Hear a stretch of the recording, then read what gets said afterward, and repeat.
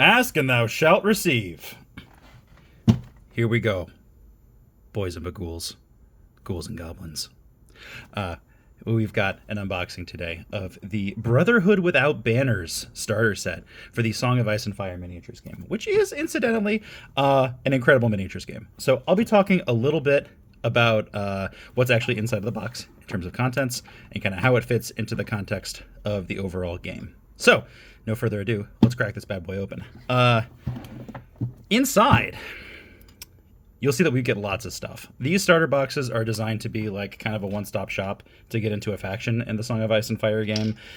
They come with the models, obviously, but they also come with the rulebook, some game aids, and all the cards that you will need in order to use the various models and your leaders and their non-combat units, which we'll talk about in a little bit, in the game, as well as objective and siege cards for particular game modes.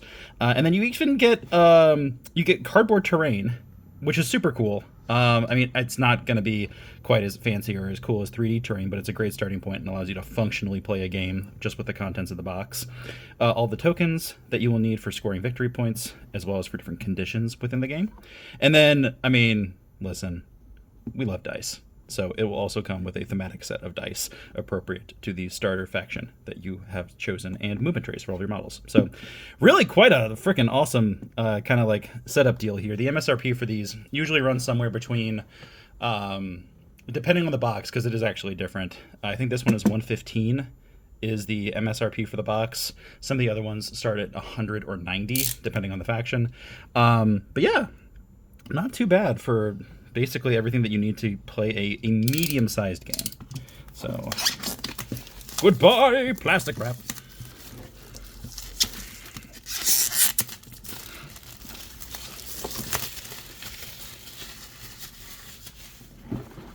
All right. God, and I do love this art. On the front there, you've got some amazing characters from the Song of Ice and Fire series. There's Thoros of Myr, the Red Priest, and Beric Dondarrion, the Lightning Lord, with his flaming sword. So freaking cool. These guys are great. For people unfamiliar with the setting and the Brotherhood in particular, the Brotherhood forms after the War of the Five Kings starts, and they are kind of a bunch of misfits, former knights, former men-at-arms for houses that are now either defunct, like House Baratheon gets pretty battered, and House Stark also, who band together with the goal of protecting the small folk, right? So even though they've lost their affiliation with the noble houses that they used to be part of, they still protect the people of the realms, and so that's going to be a thematic element that plays out through a lot of the different characters and their abilities and the units in this set. So here you've got the components sheet. How fun is that? It's not. The NCU board. So every time that you play Song of Ice and Fire, you're going to need one of these. You'll track the game rounds down here, as well as each of these slots is something that your non-combat units will be vying for over the course of each round in order to get different effects. So in addition to traditional combat units like you would expect in a rank and flank or like in any miniatures game, really, you also have units that are politicians or spies or stuff like that, who have different abilities that synergize and interact with this board. And when you activate on your turn, because it's an alternating activations game instead of an I go you go game, instead of activating a unit, you can choose to activate one of those scheming little buggers and put them onto one of the available slots on this board, gaining the associated effect down here at the bottom, and triggering the special effect that that particular character has. So really cool, makes this game super unique relative to its peers. And everybody, when you get a starter box, you get one of these. Cool. Rulebook. This is nice. It's glossy paper, nothing crazy there. But yeah, as you can see, it's got the entire table of contents for all the different elements of the game. And it is all of 36 pages long, including the rules summary and credits. So not a super dense rule set, which is definitely to its benefit. Lots of diagrams, including some stuff that has like the actual models information with information about how things work. Oh, look at that. Who doesn't love an explanatory diagram? You can really see the gloss on this paper too. Holy crap. Oh, and you even get some thematic art and stuff like that. Look at the Iron Throne right there. That's what we're fighting for. So yeah. It's also got some, it looks like, okay, so all the different game modes, game types in the back here, and then some alternative rules as well for, and then a rule summary on the back. Wow, yeah, 36 pages includes the back page. Crazy. Here's your rulebook. Aha, the cardboard. Board gamers love cardboard. And this game is a collaboration between Cool Mini or Not and I think it's Dark Sword Miniatures. I'd have to look at the side of the box. But anyone who's played a CMON game before knows these will feel very familiar in terms of the quality of the cardboard. So it's good stuff. It is cardboard, but it is nice cardboard. Let's see if I can't find a scene there. Nice, we did it. And I will not bore you by popping all of these out. Might let Katie do that later. No way to know.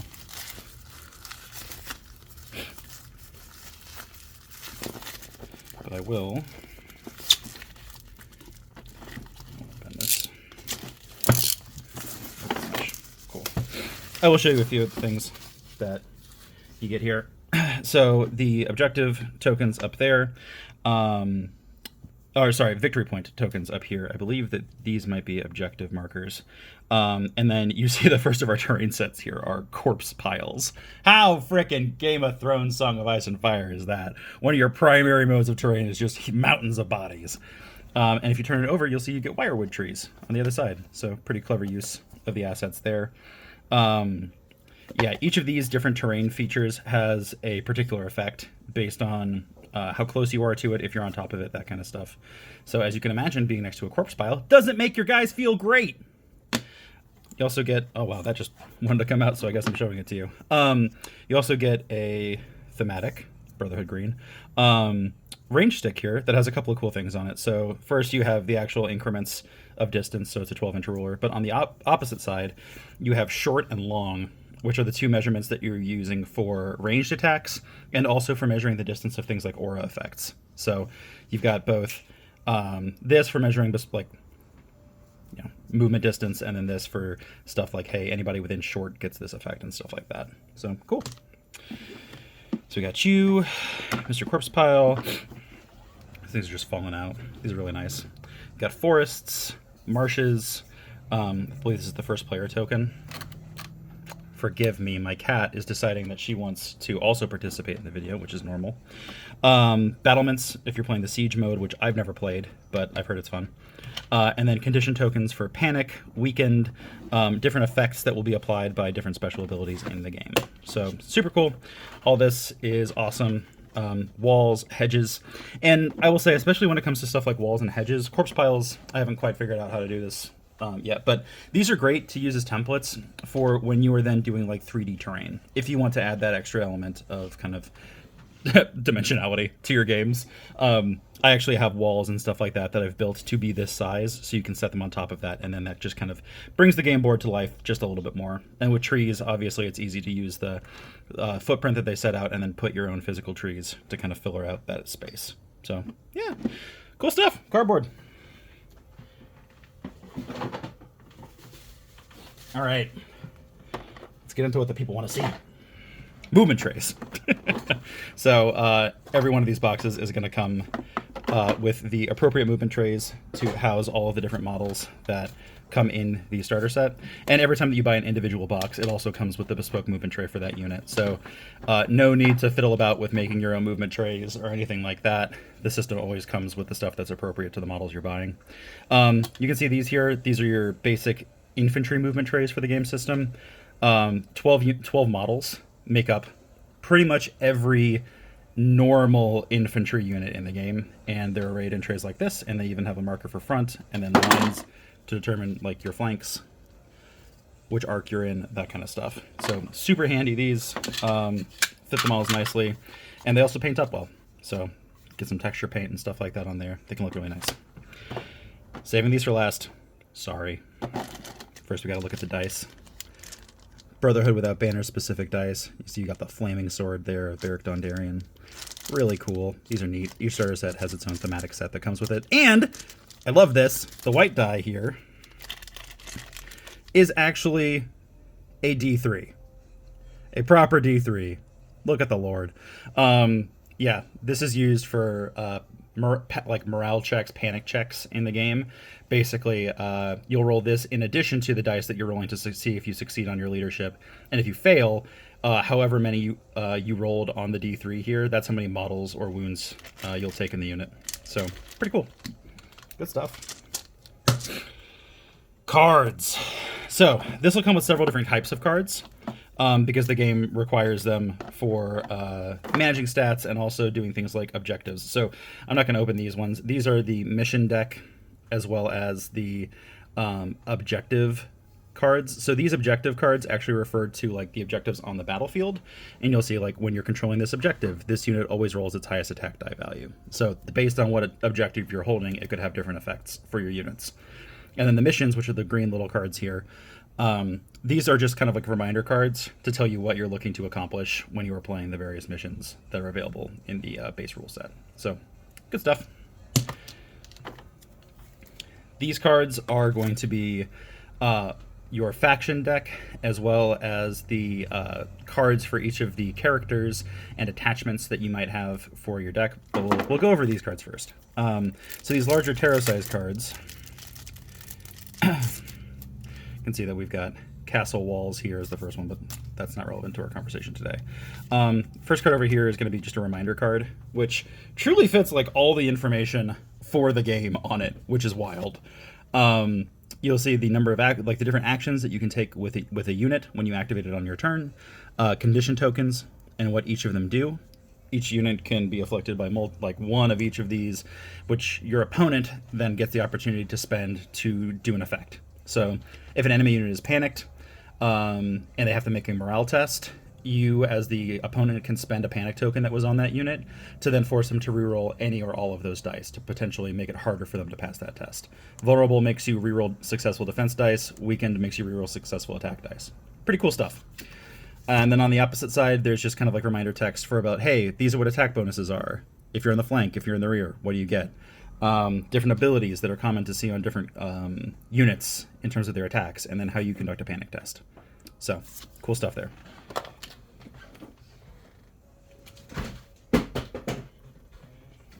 All right. Last but not least on these tarot-sized cards, hold on just a second. My cat decided that she wanted to punch her teeth through one of the boxes for this game. Fantastic. She's also excited. These are the unit cards, which have the stats for the various units that you find in the box. So on the one side, you get kind of the lore blurb about them, so the Brotherhood Archers in this case, as well as the points cost and the unit type. So these guys cost 6 points, and then they are infantry unit types. And then the other side, you get their abilities as well as their stats. So every unit has a save stat, so this is like an armor save. Dice rolls of 6+ are successful. These guys are wearing t-shirts, and then this is their like leadership. So when you're making a morale test or a panic test, you're looking to roll this number or higher on 2 dice. So 6+ is actually pretty decent. These guys are brave, as you might anticipate, out of a bunch of rugged veterans who are trying to protect the small folk.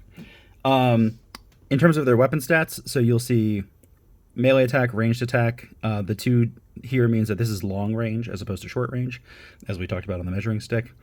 Their dice hit on 3s, and then the degrading number of dice here represents how many dice they roll based on how many ranks they have left in the unit. So at full strength, they'll fire 7 dice. When they're down to 2 ranks, they fire 6, and then when there's just 1 rank left, they shoot 4. Same goes for the short sword here. A much less impressive 5+ to hit, 5 dice, 4 dice, 3 dice. And then their movement up here is measured in inches, so 6-inch move. They have an ability here, which is attached to their shooting, so they ignore line of units and terrain when determining line of sight. Awesome. These guys can shoot straight through their own units with no problem, straight through the woods. Real Pathfinders, these dudes. And when they're shooting enemies in the flank or the rear, they gain some additional abilities. So these guys are definitely like ambushers, skirmishers. They want to get to the sides and really punish people that way. And then up here, you'll see Order, Deceitful Reposition. Orders are abilities that units can use once per round. So you'll place an order token on them that you then remove to demonstrate that they've used their order. So for this one, they get to scoot, which really plays into their identity as a like skirmishy, shooty kind of unit. Very cool. Men-at-Arms, the basic soldiery of the Brotherhood. Again, pretty good leadership. Better save there at a 4+ as opposed to a 6+. Pretty middling weapons, right? 4+ to hit half the time, 7/6/4, move only 5, so a little bit less. But you can see, again, we're playing into the ambushers theme here. Enemies this unit successfully charges in the flank or the rear become panicked and weakened. So if you can get these guys into the side of something, they will really, really potentially leverage that to help their their otherwise mediocre stats. And then critical blow, which is cool. That's exploding 6s, so each 6 to hit is 2 hits. If your opponent does not control the crowns, this attack gains +1 to hit and sundering. So +1 to hit, taking them to a 3 up to hit, and then sundering, meaning that they'll reduce enemy saves by 1. So suddenly, these guys actually have some pretty decent output if you can meet certain conditions. And what's cool about that, right, is we talked about the politics board a little bit earlier. And here you can see that the crown is one of the spaces on the board, which represents, you know, who's controlling the political landscape, who is the king, that kind of thing, right? Who's making the moves for the Iron Throne. And so, you know, if your opponent does not control this space, that unit gets a lot better. That could be either you control it or they just haven't put somebody onto that space yet this turn. Those guys get more interesting to activate at that point. And it also pushes your opponent to consider taking the crown when otherwise they might not want to. So that's really cool from kind of like a bottom-up design perspective. But from the top-down perspective, you get the idea that if somebody isn't like firmly the king, if there is no person who is in that political space, then these guys are like much more inspired to fight and things like that. So if there isn't stability in the realms, then these guys are doing their part to protect the people. So super cool. Love this.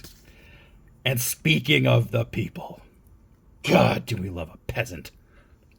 Peasant levies, 5-inch movement, crap attacks, no save, surprisingly decent leadership. I can't explain that. But these guys, I'm guessing, are super cheap. Yeah, 4 points for that unit, as opposed to 6 points for the archers or 6 points for the men-at-arms. So these guys are truly, truly inexpensive. Kind of almost chaff, but not really fast. I guess they're kind of like blocking units. But they have some pretty cool effects, right? So despite their mediocre stats themselves, they have disrupt. So enemy units engaged with this unit suffer -1 to hit. Okay, pretty cool. Suddenly that 6-up save looks a lot more reasonable when your enemy is also like worse off on the hitting front. And then gang up. All friendly units melee attacks gain +1 to hit and +1 attack dice on enemies that are engaged with this and at least one other friendly unit. So that's awesome.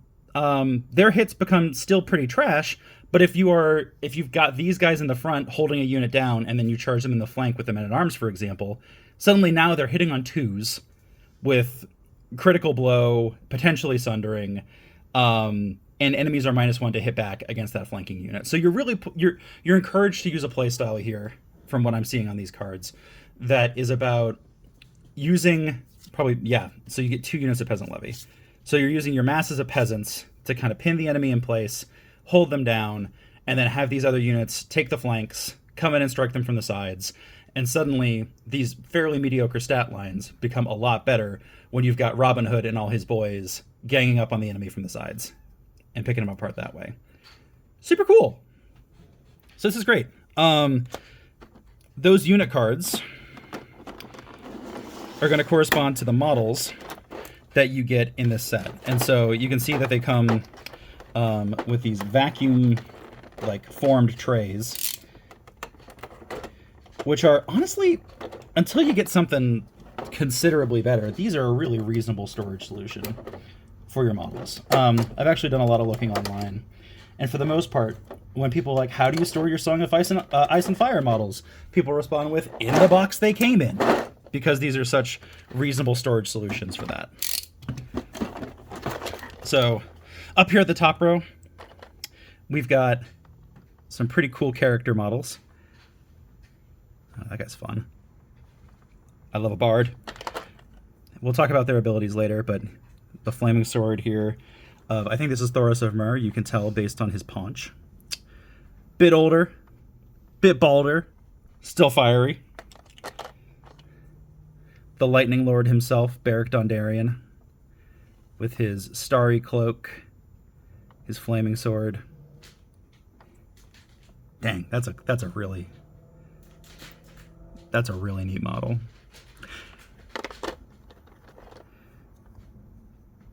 Oh, I think our friend here is Lemon Cloak,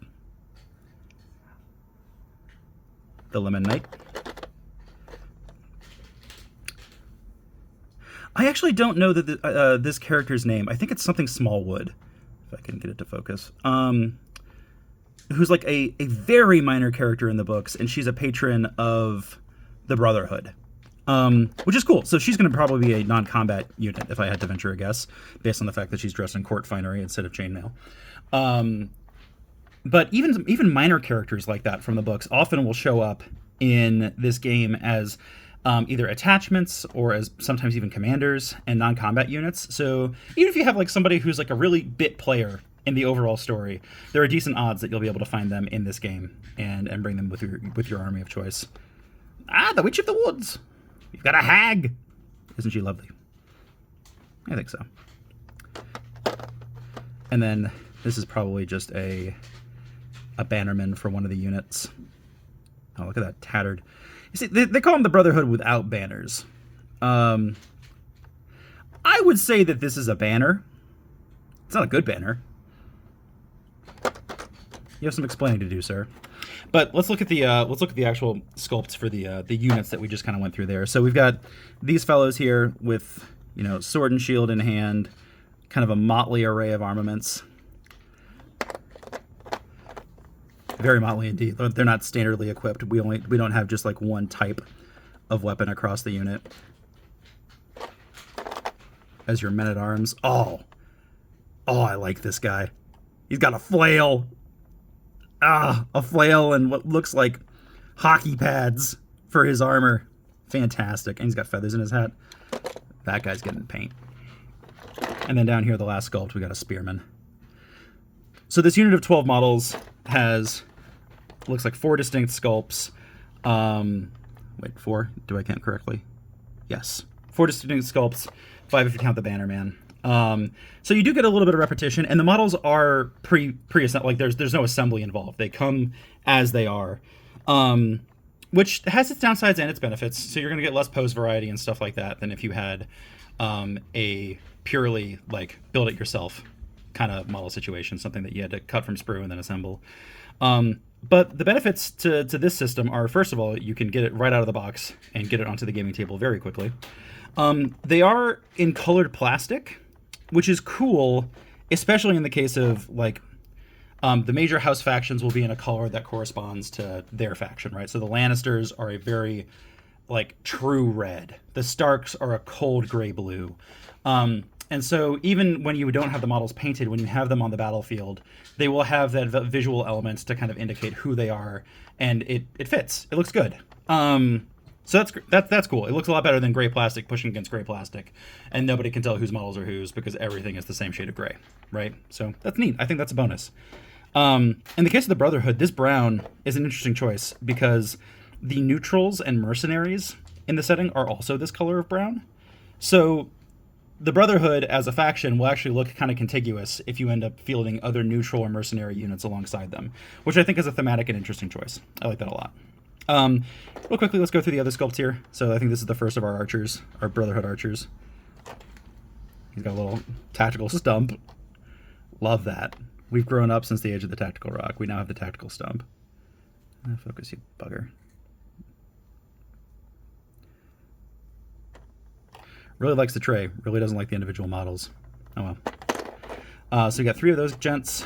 Over here, I imagine these are our peasant bannermen. I love this guy. What a goofball. He's brought his entire cookware set. He's got his bedroll. I mean, he knows that this is going to be a long, long campaign, and he's going to be comfortable, damn it. So, you got those guys there. Super neat. Get the tape off the side of this.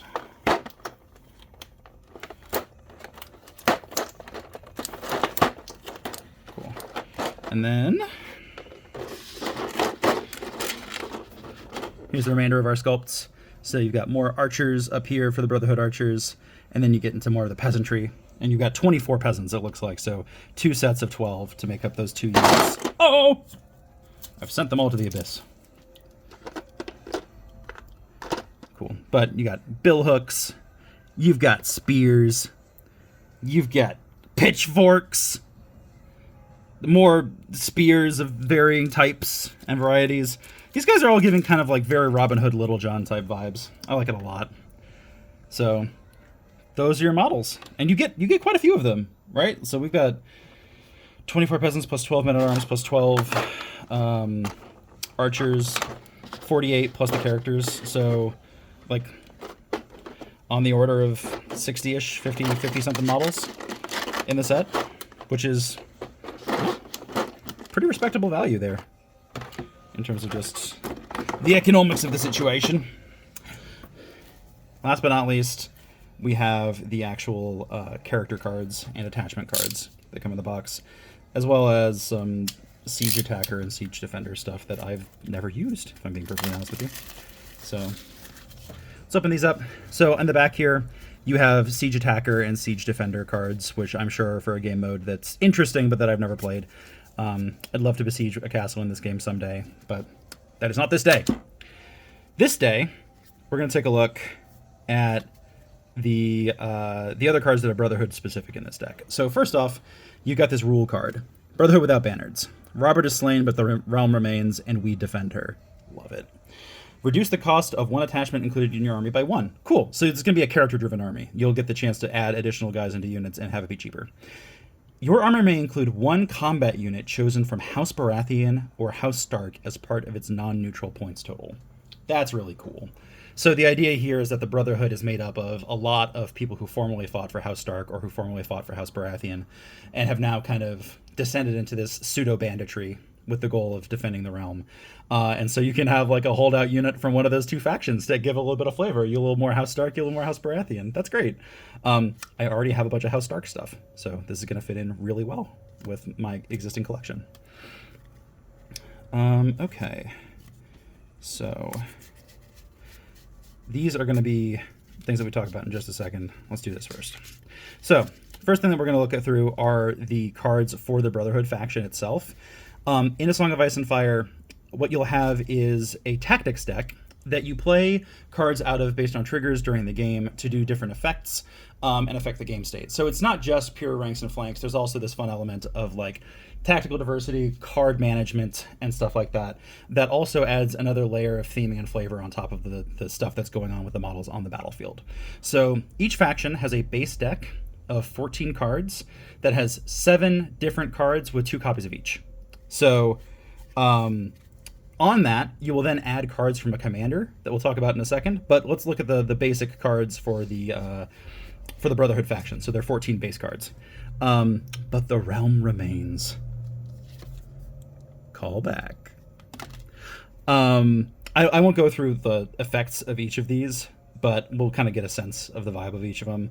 So this is kind of like a quest card where every time that you put this on a card, and then when one of your friendly units dies, the card that this is on gets a buff. So kind of like linked into that idea that, you know, even though we're like being bogged down and slowly ground down, like we're going to keep persisting on behalf of the realm.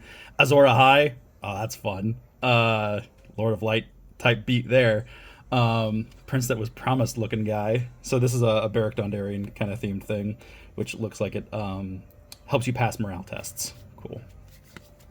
Take up the sword. Oh, okay, so it's a healing thing. Cool. Okay, you take a morale test and then you heal and potentially put tokens on your enemies. Neat. The Forgotten Fellowship. Oh, indeed. Start of any round, a combat unit makes a march or retreat and then becomes weakened. Okay, so you force march your guys. That's super cool. Start of the round before anyone even activates a unit. That's really neat. A lot of movement stuff. Knights of the Hollow Hill, which is kind of their encampment inside of this, the Hollow Hill, within the kind of like Midlands of the Westeros. friendly combat unit is targeted by an enemy ability or tactics cards. They perform a morale test. On a success, cancel the effects of the ability of that card. Whoa, that's super cool. And also it plays into the fact that despite the fact that like some of these units don't have the best armor or the best stats, they've got pretty good morale. So lots of bravery type stuff here. Regroup and Reform is a card that you'll actually see across several other factions. That allows you to move models, basically like take models out of one unit to heal models in another unit. So playing in again to that kind of like guerrilla fighting, using the peasants kind of as a way to heal your units type thing. So that's cool. Sudden Retreat. This is also one that you see in a couple of other places. I think that the a couple of commanders have this, and maybe even the Targaryens have this. But basically, an enemy completes a melee attack, and then you dip. Cool. All right, so that's the base deck for the Brotherhood. Lots of stuff focused on movement, lots of stuff focused on healing, lots of stuff focused on morale. So this is a very like, we will persist, not a whole lot of output here, but what you're relying on is your ability to doggedly stay in the fight and then pick fights that make sense for you. So cool. Last thing that we'll go through here are going to be the commander cards and the character attachment cards and NCUs. So in addition to the 14 cards that you get from your base deck, every time that you build a list, you pick a commander who's going to lead that army. And that'll do two things. First of all, you'll get a card.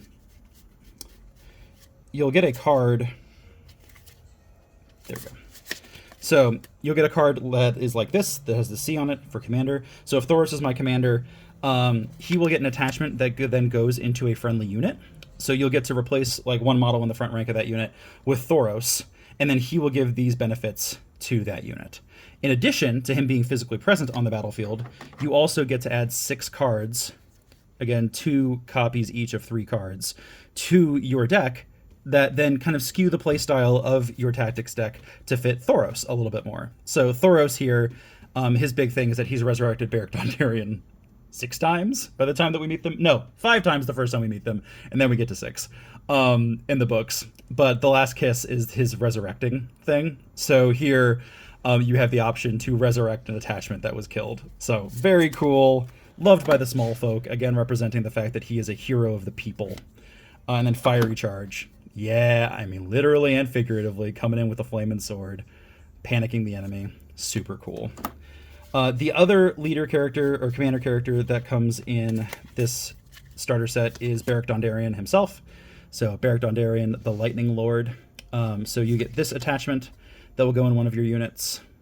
Duty to the Crown, cool. I mean, Beric originally went out to try to hunt down the mountain for being a war criminal. Didn't go great, and then things kind of spiraled from there. But so that's cool. He's got another thing about if your opponent...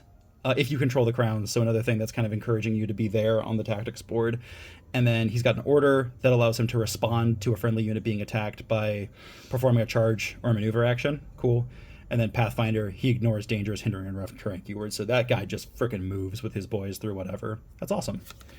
Super cool. So this will go in one of your units. And then his specific commander cards will also fuller out your tactics deck. So Lightbringer, awesome. Such a cool name. Makes panic checks happen 6 times too many. Yeah, dude. Beric's been brought back, and each time he's brought back, he loses a little bit more of his memories, and he loses a little bit more of his lust for life. So, yeah, this is cool. Keeps a friendly unit in play with 1 wound remaining. That's awesome. And then Assault Orders. So he's a fiery combatant type guy. This allows you to replace an effect on the tactics board with his unit, then making a combat action or a charge action. So that's awesome. Really pushes. So like the Brotherhood deck itself didn't have a whole lot of damage, but Beric here is going to give you some ways to put some hurt on the enemy. Great. So in addition to their commander cards here, you also get the opportunity, based on who you're taking as your commander, to bring attachments of Beric and Thoros to put in units. So here you'll see that they have a points cost on the card. That means that it'll cost that many points to then attach these guys to units on the battlefield. So if my commander is Beric, but I still want to bring Thoros as an attachment in my army, I can. I'll attach them to another unit, and then they'll get these effects. Vice versa, if Thoros is my commander, I can do the attachment version of Beric and put him into a unit. Super cool. There are 2 other attachments that come in the Brotherhood box. We've got Mr. Tom Seven Strings. This is our harpist from earlier, who is a he's a bard with a harp. Only costs 1 point, but he has the taunt order, so he can make an enemy unit. Like if they don't do the thing that he wants them to do, like coming after him, then they'll get some condition tokens. That's cute. I like that.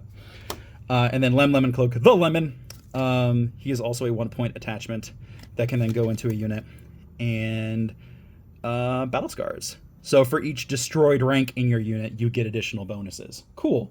So he's neat for putting into, like, to keep the combat ability of something like a Man-at-Arms unit up, or if you know that your peasants are going to get bogged down and really hurt, then he's, cool for putting into that unit to maybe actually make them punch above their weight class a little bit. Last but not least, we have our 2 NCUs. So Ravella Smallwood, okay, and the Ghost of Highheart, the Woods Witch. So each of these ladies is going to have a points cost up there on the upper left, and the kind of like orator, senator looking icon says that these are NCUs. So while they won't take part in the battle, these are the ones that you'll use to try to jockey for places on the tactics board. And each time that they activate and do their thing, they'll get an ability that also supports that. So Allies in the Realm, she begins the game with 3 order tokens on her at the start of a friendly turn. Discard a token from her and 1 tactics card to restore 2 wounds to 1 friendly combat unit. If they only have 1 removing rank, then they also remove a condition token. So she... Sorry. Yikes. She, in addition to claiming zones, has the ability to do a little bit more healing, which is already in line with what this faction likes to do. So that's cool. And then the Ghost of Highheart.